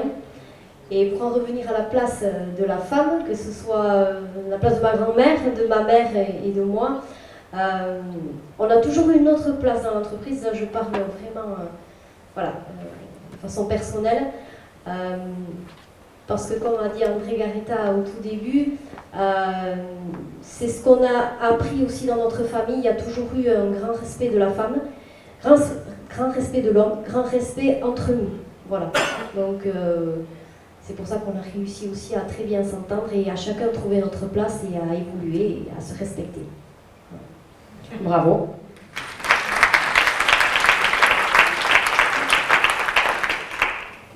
On va maintenant passer la parole à Muriel Dubois. Muriel, est-ce que vous pouvez nous présenter, s'il vous plaît, les laboratoires de Biarritz et votre aventure, en quelques mots pour les personnes qui ne connaîtraient pas dans le détail ce que sont aujourd'hui les laboratoires de Biarritz? D'abord, je voudrais rebondir ce que vous avez dit, parce que j'aime beaucoup ça. C'est vrai que moi, l'égalité homme-femme, je l'ai au biberon, parce que j'ai un frère jumeau, et c'est vrai que c'est l'éducation qui fait la différence, en fait. Ça, c'est sûr. Quant à l'aventure laboratoire de Biarritz, je ne suis pas sûre, je vous l'avais dit d'ailleurs, de me reconnaître dans le terme chef d'entreprise, parce que je ne suis pas chef d'entreprise, j'ai jamais, en tout cas dans le sens de la gestion d'une entreprise. Mais c'est vrai que c'est une aventure qu'on a démarrée, mon mari et moi, en 2011. Donc on a investi principalement dans une recherche fondamentale scientifique, puisqu'on a étudié les actifs qu'on pouvait extraire de l'algue rouge, qui est le Gelidium sesquipedale, qui s'échoue sur la côte basque, pour faire de la dermocosmétique bio. Voilà. Et aujourd'hui, on est 22, donc voilà. Moi, j'ai plus de rôle opérationnel aujourd'hui dans l'entreprise, parce que après le décès de mon mari, j'ai dû céder une partie de l'entreprise. Enfin, voilà. Mais par contre, je me reconnais dans l'entrepreneuriat, être porteuse d'un projet et de le faire aboutir, en fait. Parce que c'est ça. Avoir des idées, c'est pas très compliqué, mais c'est les faire aboutir qui est compliqué. Et on en parlait précédemment, c'est vrai qu'aujourd'hui, vous êtes porteuse de projet. Voilà. Pour finalement repartir dans cet élan de confiance, cette envie d'oser. Ouais. Est-ce que vous pouvez nous en dire un petit peu plus? Oui, donc je n'ai plus de rôle opérationnel dans les laboratoires de Biarritz, parce qu'aujourd'hui, je porte un nouveau projet sur la cosmétique sans plastique. Et pour aller plus loin dans mes engagements essentiellement de développement durable et d'écologie, et forte des difficultés, des échecs aussi, et de tout ce qu'on a traversé avec les laboratoires de Biarritz, je crois qu'en tant que femme, on a une grande capacité d'adaptation et faculté à rebondir. Et donc voilà, j'ai créé une nouvelle entreprise qui va être porteuse d'un nouveau projet. Explorato. Voilà. C'est ça. C'est ça. C'est créé et vous avez déjà démarré. On est en train de démarrer, oui. Voilà, donc on entendra certainement parler de vous bientôt. Ouais. Bravo en tout cas. Merci, mesdames. Je vais vous redonner la parole sur toutes les deux, finalement, à votre façon. Il y a beaucoup de sens dans l'action entrepreneuriale, beaucoup de sens dans l'idée de développer des projets. Est-ce que finalement, votre moteur, c'est plutôt l'entrepreneuriat au sens pur, c'est-à-dire créer pour créer, ou est-ce que vous ne pourriez pas créer ou être chef d'entreprise ou dirigeante ou porteuse de projet sans ce sens finalement? Il faut absolument qu'il y ait ce sens pour guider vos pas.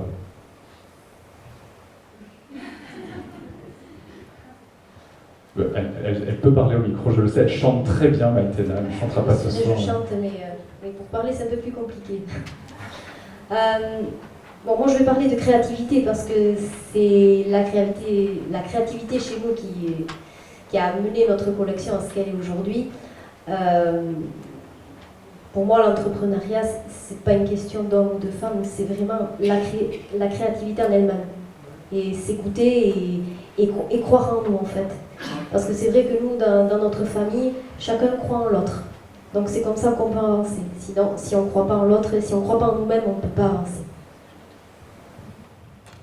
Merci. On a beaucoup parlé de questions de confiance. C'est ça. Et Muriel? Oui, moi j'adhère complètement. Je pense que c'est pas une histoire de femme et d'homme, c'est une histoire de confiance en soi, les compétences, elles s'acquièrent, on peut les apprendre. Donc voilà. Et la confiance en soi, c'est l'éducation, c'est ce qu'on reçoit comme enfant, c'est l'image qu'on nous projette. Bon. Moi, avec un frère jumeau, c'était très facile. On ne nous habillait pas en rose ou en bleu, on était en rouge tous les deux ou en vert tous les deux. Voilà.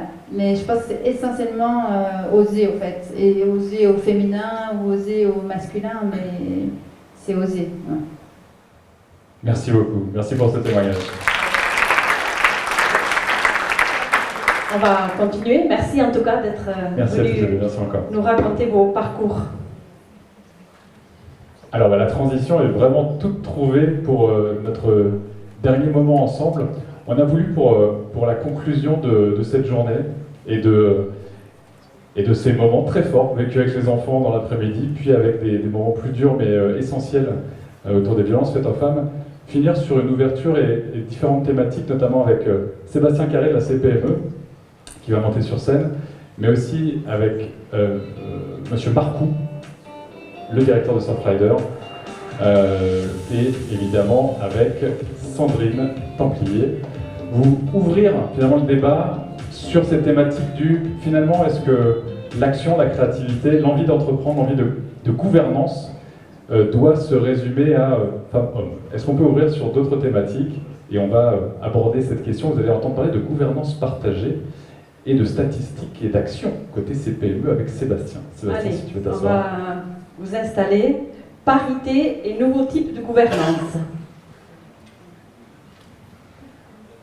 Alors, une fois n'est pas coutume, et on termine en donnant la parole en premier à Sébastien Carré. Je te laisse pour le micro, merci. Bonsoir. Sébastien, je voulais que tu participes, on se connaît, la CPME est aussi chez elle ici, vu que les locaux sont un peu plus hauts dans les étages de la CCI. Parler d'une thématique, de quelques chiffres que tu m'as donnés, et j'étais évidemment circonspect en apprenant ces chiffres et en sachant qu'il y avait encore beaucoup de choses à faire concernant la possibilité donnée aux femmes dans cet encouragement, dans cet élan, dans cette, on va dire, cette volonté de briser certains freins. Et toi, tu as participé à des actions et je voulais que tu reviennes dessus maintenant. Oui, ben, en fin de compte, les actions se font par constat, sur le terrain, sur de l'écoute, beaucoup d'écoute et de compréhension. Ensuite, lorsqu'on a fait un peu le tour de tout ça, on analyse les chiffres des formations professionnelles, bien évidemment, et voilà un constat. Donc, je vais tirer à boulet rouge sur nous, les hommes. Ça changera un petit peu, mais c'est la journée. 75% des femmes, diplômées ou non, quittent leur emploi pour suivre leur mari lorsqu'il y a une mutation. Ça, ce sont des chiffres sur les Pyrénées-Atlantiques, mais qui ne sont pas très loin au niveau national. Vous avez malheureusement, vous les femmes, comme nous les hommes, mais pour les femmes, comme nous sommes assez braves, 3 hommes sur 4 quittent sa femme lorsqu'elle a un cancer.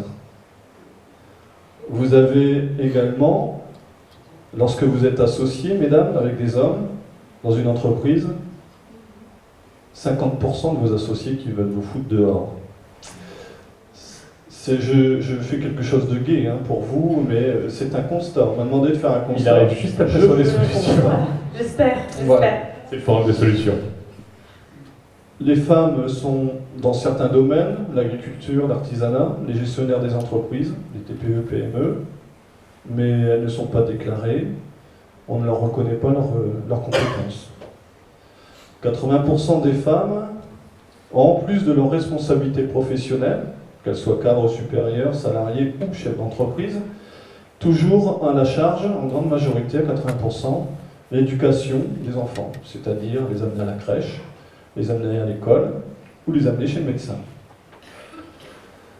Lorsque vous vous présentez, mesdames, en règle générale, que vous soyez chef d'entreprise ou salarié, vous dites bonjour, je m'appelle Jacqueline, j'ai un enfant et je fais tel métier. Un homme se présente, je m'appelle Sébastien Carré, je fais tel métier, je ne suis pas en train de me dire, voilà, je ne vous dis pas si j'ai un enfant ou 2 enfants. Vous justifiez votre deuxième travail, et je pense que ça c'est... On a parlé beaucoup d'éducation, et ça rentre dans l'éducation, malheureusement, de notre société. Elle change, bien heureusement. Sur un même type d'activité, une femme et un homme, donc la femme va développer 2 fois moins vite son chiffre d'affaires. Parce que vous avez déjà pu voir des publicités où lorsque vous présentez un business plan, votre banquier, vous l'avez fait toute seule. Je pense qu'il faut que ça s'arrête très sérieusement, toutes ces bêtises. Donc Ford, une mesure aussi, je dirais quelque part, au niveau européen, il y a une étude de fait. Un homme ne crée pas son entreprise parce qu'il ne connaît pas les moyens de financer son entreprise. Une femme ne crée pas d'entreprise par manque d'éducation. Quand je dis manque d'éducation, c'est-à-dire d'une projection de dire tu peux devenir chef d'entreprise. Et ça, c'est une étude qui a été faite au niveau de l'Europe. J'ai entendu ce matin le gouvernement qui met une mesure, et je vais revenir à mon projet, une mesure gouvernementale qui dit que toutes les personnes qui veulent s'investir dans la politique, bientôt il va y avoir un municipal, il y aurait une prise en charge de la garde des enfants. Parce que c'est un frein aussi pour les femmes de s'investir en politique. Apparemment, le gouvernement voudrait mettre ça en place. Alors, fort de ce constat, de notre côté, puisque nous, la CPME, on a une majorité de TPE, on s'est dit, voilà, on veut créer des micro-crèches. On veut créer des micro-crèches pour que ces femmes puissent pleinement vivre leur carrière professionnelle. Et quand je parle de micro-crèches, je parle de micro-crèches privées, non pas publiques, je dis bien privées. Je pense que c'est nécessaire pour les couples.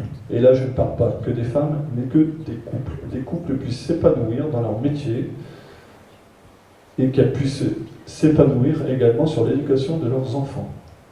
Donc on travaille énormément avec la CAF, avec les mairies, mais il faut absolument que, je dirais, le côté politique prenne conscience de cela. La société change très vite. Le président vous a donné des chiffres où l'augmentation des femmes qui veulent se lancer dans l'aventure d'entrepreneuriat est de plus en plus pressante. Mais lorsqu'on est en couple, il y a des concessions à faire.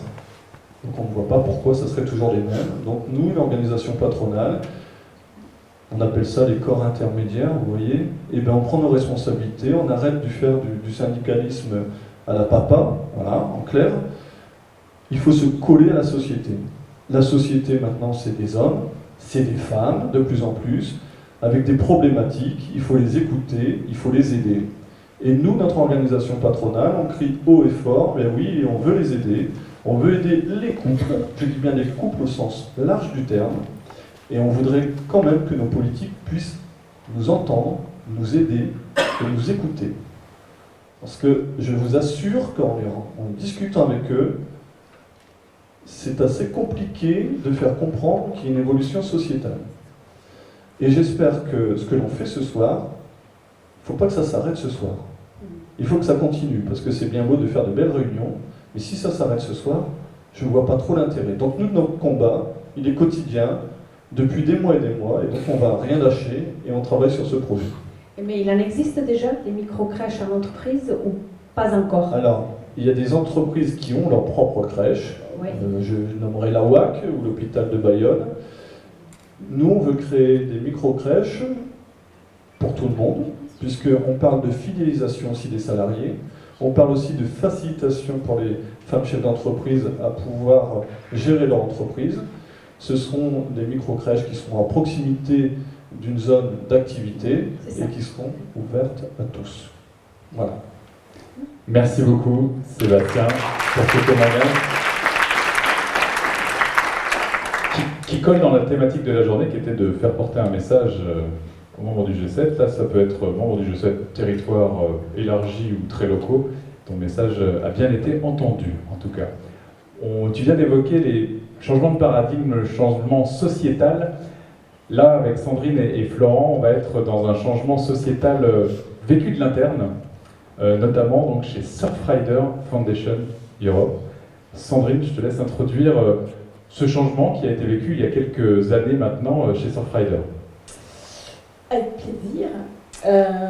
Donc l'idée, c'est de vous parler de gouvernance partagée, donc de vous faire partager ce que moi j'ai pu comprendre et explorer de comment fonctionnent les organisations qui choisissent de travailler en gouvernance partagée. Donc c'est un chemin qu'on a fait ensemble avec Florent au sein de Surfrider Foundation. Donc avant d'aller sur un exemple concret, peut-être de voir comment ça s'est passé un peu de l'intérieur, l'idée au préalable, c'était de vous expliquer un petit peu les grands principes du fonctionnement des organisations qui travaillent en gouvernance partagée. Ça vous donnera une clé de lecture de ce que Florent présentera tout à l'heure. Donc la gouvernance partagée, en fait, c'est la proposition d'un changement de culture du faire ensemble qui se propose de prendre autant soin du chemin, de ce qu'on va vivre ensemble, que du résultat, c'est-à-dire qu'on va chercher à obtenir à travers ce projet collectif.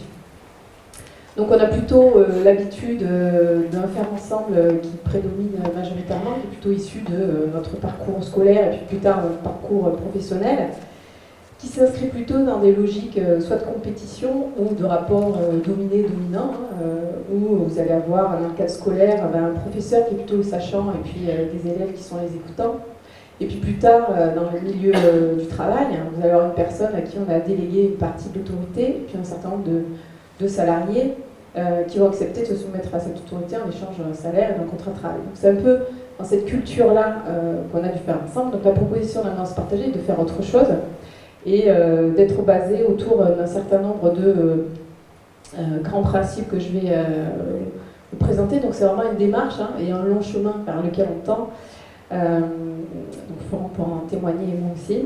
Donc la première chose qu'il y a à comprendre dans ce type d'organisation, c'est que c'est un fonctionnement qui est vraiment basé sur une culture de la coopération. Donc l'idée, c'est vraiment de se mettre au service d'eux, au service de l'ensemble des rôles qui composent cette organisation, de l'ensemble des services et de la raison d'être de cette organisation, avec l'idée d'être au tournant de faire fructifier, de faire cohabiter tout ce qui va être présent dans cette organisation, donc vraiment sur une approche inclusive. Il ne va pas s'agir de faire A ou B, mais bien de faire A et B et de faire cohabiter l'ensemble de ces rôles au sein de l'organisation. Ça, c'est la première chose. La deuxième chose, c'est que c'est des systèmes aussi qui s'organisent et qui se construisent autour de la relation d'équivalence au pouvoir entre les différents rôles qui vont être nécessaires pour faire fonctionner l'organisation. Donc vous allez avoir dans un espace de travail, que ce soit un projet ou un service, différents rôles qui vont avoir différents périmètres d'autorité, différents niveaux de responsabilité, et pour autant, dans ces espaces de travail, ils vont avoir le même pouvoir décisionnel. Donc on va passer d'une culture d'exercer son pouvoir sur les autres à une culture de l'expression de son pouvoir avec les autres, qui change fondamentalement la manière qu'on a de faire ensemble. Une autre dimension qui est assez importante dans le mode de fonctionnement de ces organisations, c'est vraiment le caractère et la dimension à la fois agile et évolutive de ces organisations, à savoir que dans le cadre classique, vous allez avoir plutôt des gens qui vont, des gens, un plan stratégique ou un groupe de pilotage, qui vont avoir tendance à prescrire le travail, c'est-à-dire l'ensemble des tâches à entreprendre, et ensuite de contrôler ce qui a été entrepris. Là, dans ce type d'organisation, on est sur une autre démarche qui vise à plutôt cultiver l'autonomie, la responsabilité des personnes dans leur rôle pour les inviter à ce qu'elles puissent elles-mêmes définir et développer tout ce qui leur semble juste pour servir le projet collectif qui les réunit. Donc on est plutôt dans une logique plutôt de faire ce qu'on m'a dit, je suis libre d'entreprendre tout ce qui me semble juste pour, depuis mon rôle au service de ce projet collectif, donc plutôt dans une logique, tout ce qui n'est pas interdit est autorisé, qui va libérer l'envie et l'énergie, avec l'idée que cette prise d'initiative, elle va susciter peut-être des problématiques ou des tensions au sein des autres rôles qui vont exister dans l'organisation, et à ce moment-là, on sera toujours atteint de s'ajuster. Donc on est plutôt dans une stratégie de petits pas, et c'est ça qui confère un peu le caractère agile de ces organisations, qui fait que c'est très adapté à des systèmes complexes et instables, qui sont plutôt ceux qu'on rencontre aujourd'hui.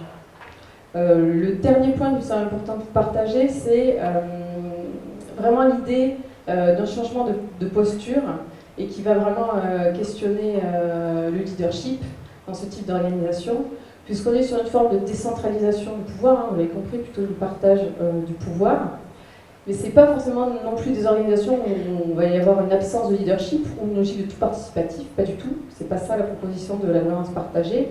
Mais on est plutôt sur une transformation de l'expression dans la forme de leadership, où on va passer sur plutôt d'avoir un leadership plutôt prescriptif ou directif, à quelque chose qui va peut-être être au soutien et créer, favoriser l'émergence des qualités et des besoins depuis les personnes pour servir le projet.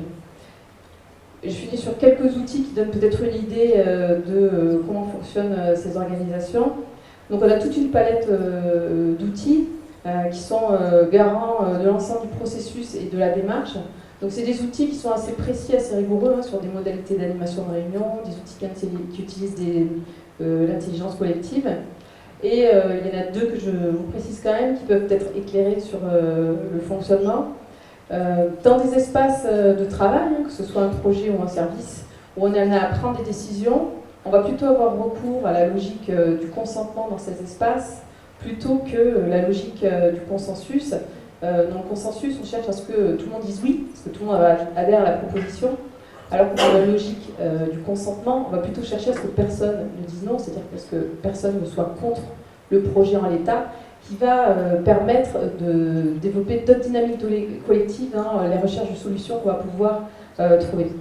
Et le dernier outil que je vous partage, qui fait peut-être un lien avec tout ce qui a été discuté sur peut-être les facilités ou difficultés entre les hommes et les femmes dans le cadre du travail, c'est un outil qui s'appelle l'élection sans candidat, qui, comme son nom l'indique, invite à, quand on va avoir besoin d'attribuer un rôle à une personne dans un espace de travail, que ce soit un projet ou un service, de ne pas faire appel à un mode de candidature classique, c'est-à-dire on va attendre qu'une personne ait la capacité à se positionner face à un groupe, à oser dire qu'elle souhaite candidater, donc s'accorder une légitimité. Alors que là, dans ce cas-là, c'est un processus d'intelligence collective qui permet au groupe de choisir la personne qui va lui sembler la plus juste, sans qu'elle ait à faire acte de candidature. Et ça permet des résultats assez surprenants et de voir émerger des personnes, des profils qui n'auraient peut-être pas été choisis dans un autre cas. Et comme ils ont la légitimité du groupe pour avoir été choisis, ça permet à ce qu'ils puissent se lancer et oser aussi à faire les choses. Donc c'est plutôt des méthodes globalement qui ont plutôt tendance à lisser, c'est peut-être rapport dominé-dominant, ils sont peut-être plus facilitants pour les femmes. Et je m'arrête là sur la théorie. Oui, moi j'ai quand même envie de poser une question, Florent Marco. Ce type de gouvernance partagée est aussi basé sur la confiance, met l'humain au centre du projet d'entreprise. Et voilà, un homme, une femme, une voix. Comment vous l'avez vécu, vous, par exemple, personnellement?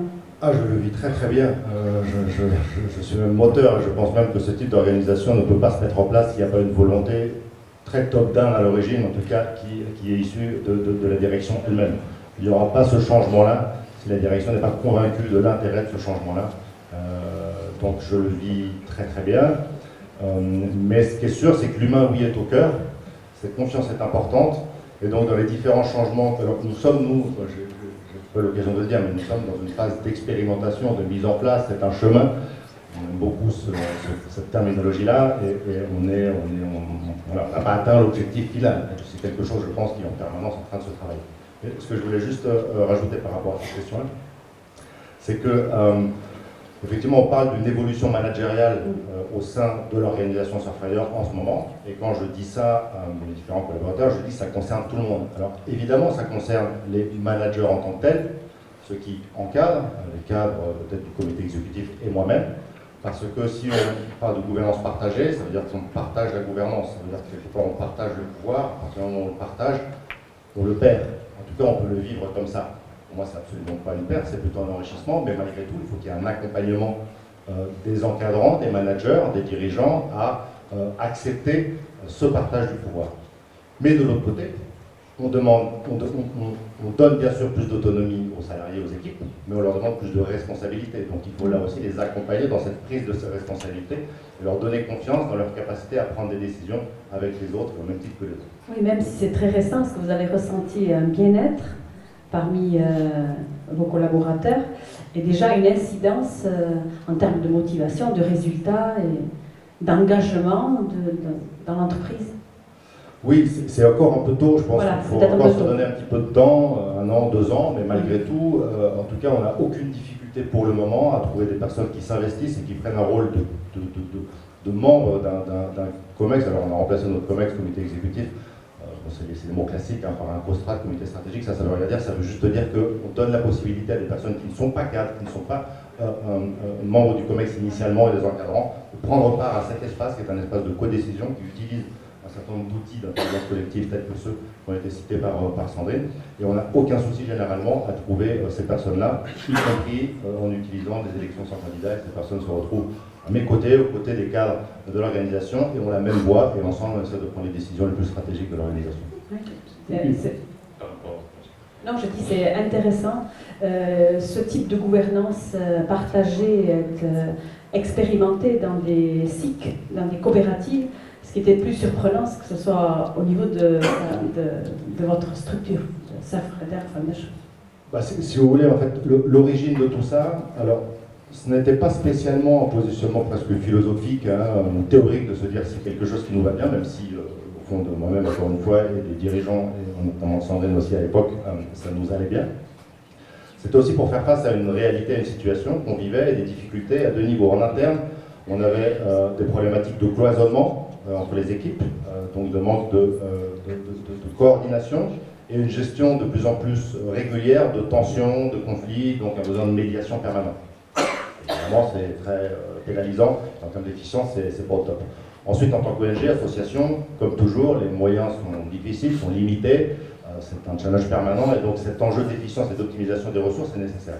Mais aussi au niveau externe, dans notre secteur d'activité, qui est celui d'une ONG, mais de la protection de l'environnement, le contexte, il bouge en permanence. C'est vrai pour tout le monde, mais le contexte bouge très très vite, que ce soit au niveau local, que ce soit au niveau national, européen, au niveau du contexte réglementaire, au niveau de ce qui se passe dans l'atteinte à l'océan ou au littoral. Et donc on a besoin de cette agilité, on a besoin de cette capacité à réagir très très vite. Donc on a besoin de cette souplesse-là. Et c'est pour faire face à ça, dans un premier temps, qu'on s'est dit il faut qu'on change nos modes d'organisation, nos modes de prise de décision, pour être plus efficient, donc ça c'est vers l'interne, et plus efficace, ça c'est vers l'externe par rapport à notre mission sociale. C'est comme ça que c'est parti. Pour Sandrine ou Florent, concrètement, aujourd'hui une société, quelle est pour dirigeant un homme ou une dirigeante à sa tête, comment on passe justement, on active ce changement organisationnel? Parce que se dire que, c'est bien qu'on passe de hiérarchique, entre guillemets, à l'ancienne, à ce mode, justement, je comprends qu'il y a un chemin, ça peut être long. Est-ce que vous êtes accompagné? Est-ce que aujourd'hui, encore quelques années, enfin ça fait 2 ans je crois, ça fait 2 ans que vous êtes rentré dans cette démarche, vous êtes toujours accompagné? Est-ce qu'il y a besoin d'une aide extérieure pour finalement activer toutes ces règles, tous ces schémas de pensée qu'il faut changer quasiment personne par personne dans l'organisation? Il faut donner cette confiance ou donner ces clés à chaque personne en continu. Comment vous faites? C'est clair que de toute façon, donc oui, l'association est toujours accompagnée, parce qu'il y a toujours des endroits où il va y avoir, c'est vraiment un changement de culture que ça demande d'opérer. Donc il y a toujours des endroits où c'est pas toujours facile, Florent l'a bien expliqué. Il y a d'un côté ceux qui ont le pouvoir qui vont avoir du mal à... Ils veulent bien lâcher la responsabilité, mais pas trop toute l'autonomie qui va avec. Et d'autres ne veulent pas le pouvoir non plus. Et d'autres qui veulent bien l'autonomie, mais pas toujours la responsabilité qui va avec. Donc c'est vrai qu'il y a un cheminement à faire des deux côtés. Et après, pour concrètement comment y aller, c'est déjà une volonté au départ de ceux qui ont le pouvoir d'y aller. Sinon, ça ne marche pas, clairement. Ou alors, ça peut être des initiatives, c'est arrivé aussi, dans des services isolés qui, sur une échelle, une petite partie de l'entreprise, font un test. Et à partir du moment où ça a pu marcher, à ce moment-là, partant de l'expérience, c'est quelque chose qui peut aussi convaincre d'autres environnements de le faire. Et ce n'est pas forcément les associations qui vont être amenées à travailler en gouvernance partagée, c'est le cas d'entreprise, c'est le cas d'administration. La sécurité sociale belge, par exemple, fonctionne sur ce modèle-là. Voilà. Une dernière question, et on va conclure avec cette question. Vous avez chez Surfrider des femmes et des hommes. Au niveau des femmes, parce que c'était la thématique donnée au niveau de cette confiance à donner, de cette prise de responsabilité, quand il y a des élections sans candidat, est-ce qu'elles prennent justement la responsabilité qu'on leur donne? Et est-ce que vous avez peut-être des exemples de révélations de personnes qui n'étaient pas obligatoirement dédiées ou qui ne se donnaient pas un rôle de manager et qui sont devenus chefs de projet, managers, et qui ont justement pris cette confiance grâce à cette organisation, cette nouvelle façon de penser la prise de poste et la prise de projet? Très sincèrement, je ne sais pas si c'est en lien avec cette gouvernance partagée. Nous, d'une façon générale et historiquement, on a plus de femmes que d'hommes au sein de Surfrider. J'ai un comité exécutif dans des encadreurs qui ne sont que des femmes. C'était moi, donc voilà, je suis connu de ces femmes. Et elle t'envoie toi, très bien. J'ai pas trop cette problématique-là. Je le remarque pas spécialement en lien avec la gouvernance partagée, mais ça n'a jamais été un frein chez nous, en tout cas, d'assumer la responsabilité, que ce soit des femmes ou des hommes. Voilà. On dépasse finalement ce cadre. Oui, exactement. Je pense que le débat est tout à fait assez égalitaire par rapport à tout ça depuis bien longtemps chez nous. Sandrine, vous rajoutez un mot? Ouais, je vais juste rajouter quelque chose. Je pense que c'est des méthodes de travail et des dynamiques collectives qui sont vraiment très adaptées aux nouvelles générations, qui aujourd'hui ont un rapport très différent à la hiérarchie, au pouvoir. C'est des jeunes qui arrivent, qui ont grandi avec Internet, donc ils ont aujourd'hui, il n'y a plus un média qui va être une source d'information. Tout le monde ici peut être une source d'information. Ils ont grandi dans cette logique-là. Et donc quand ils arrivent dans le milieu du travail, ils ont ce rapport-là à la hiérarchie. Et aujourd'hui, on va rencontrer des fois, dans certains moments, certaines difficultés dans ce rapport, dans les endroits où on est sur des modèles assez classiques, j'ai envie de dire. Et c'est vrai que c'est une manière de travailler qui présente un certain nombre d'avantages et un certain nombre d'inconvénients, comme toute méthode, mais qui est par contre très adaptée aux nouvelles générations. Ça, je trouve que c'est quelque chose qui est quand même intéressant à explorer pour le monde du travail globalement et de l'entreprise. Voilà. Si je peux juste rajouter un petit mot par rapport à la question tout à l'heure. Non, mais Sandrine a évoqué la logique des petits pas. Je pense qu'elle est très importante pour la confiance que ça donne aux gens. C'est-à-dire que vous allez prendre des décisions, mais dans une logique de petits pas, et s'il y a une erreur, c'est pas grave. On aura l'espace et une dynamique très rapide pour pouvoir réajuster et corriger l'erreur si jamais il y en avait une qui avait été prise dans la décision. Donc c'est assez rassurant aussi, je pense, à ce niveau-là, cette logique des petits pas. En tout cas, c'est un bel exemple de gouvernance partagée pour terminer la journée. On vous remercie. Merci beaucoup. On va vous remercier et terminer. Alors, encore quelques minutes. De toute façon, il ne faut pas oublier, il y a un petit pot de l'amitié après. Un cocktail nous attend pour pouvoir partager, si vous souhaitez justement beaucoup d'intervenants dans la journée, beaucoup de personnes encore présentes, échanger avec les intervenants, échanger entre eux, et c'est le but du moment qui va suivre juste après. Voilà, on a 2 petits moments encore. On va peut-être donner la parole à Philippe Maïté, président du Conseil de développement, et Chabi Arispe, qui a été quand même la cheville ouvrière. Chabi refuse la parole. Allez, il veut tenir les délais. Voilà. Merci Chabi. Voilà, donc... bonsoir. Je vais être très bref. J'ai la délicate mission de fermer le banc alors que tout le monde attend de rejoindre le cocktail. Je vais dire deux mots. Tout d'abord, un mot que je n'avais pas forcément prévu, c'est celui de l'auditeur que j'ai été. Moi, je suis issu du monde de l'éducation. J'ai des responsabilités dans ce monde-là avec des jeunes, des collégiens, des lycéens.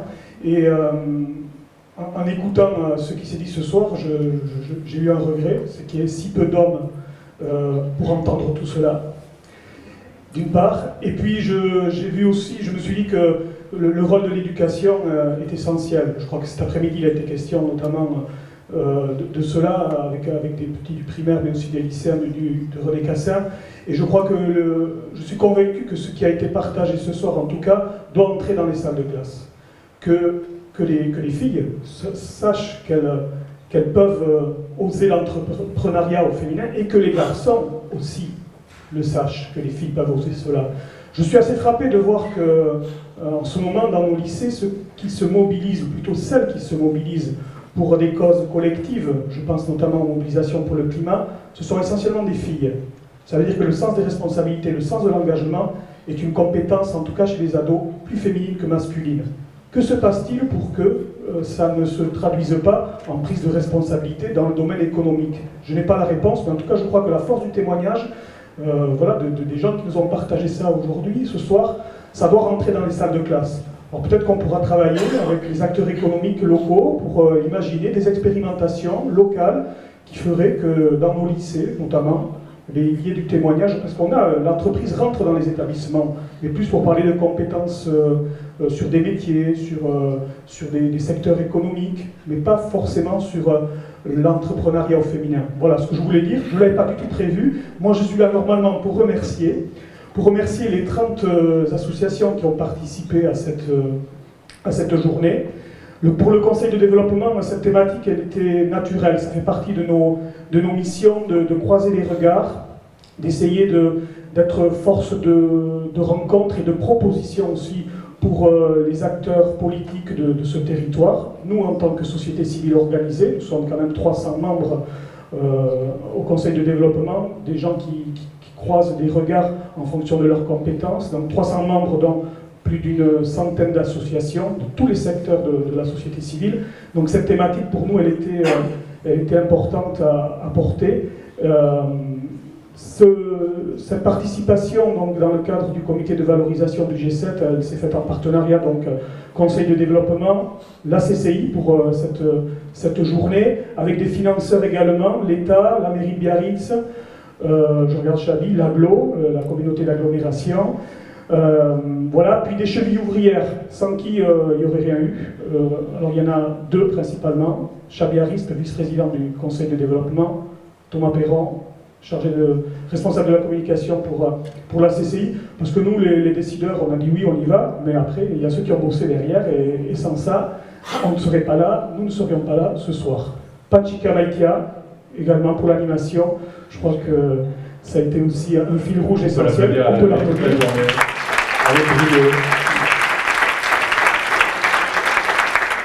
Et puis l'agence événementielle à Onsen également, qui a permis en un temps record, en quelques semaines, de tout mettre en œuvre sur le plan logistique, technique, communication. Voilà, ça a été quelque chose qui s'est fait en peu de semaines, puis au final, pour un résultat qui, je crois, voilà, et plein de belles réussites. Je regarde juste Chapi, est-ce que j'ai tout dit? À peu près, ça va? Bien. En tout cas, ce n'est que le début d'un long travail. Hein, on a entendu les petits pas, les fameux petits pas, et c'est comme ça qu'on l'a vécu toute l'après-midi. Hein, pour ceux qui ont ici toute l'après-midi, et c'est vraiment un chantier qui s'ouvre, un chantier colossal, mais il faut y croire et il faut continuer à oser, je crois. Et surtout ne pas faire de ce type de forum la journée 2. Faire que ce soit vraiment un début A, mais pas la journée 2, surtout pas. Voilà. Merci. Philippe, je vous invite à... Non, pas encore. Pas encore. On a une toute petite surprise d'un de nos partenaires, le ballet Malentin, qui souhaitait nous envoyer un message pour apporter un peu de douceur avant le cocktail, un peu de lyrisme. Et j'invite Avant-Scène à nous envoyer ce dessert avant l'heure. Merci en tout cas à tout le monde. Merci à tous.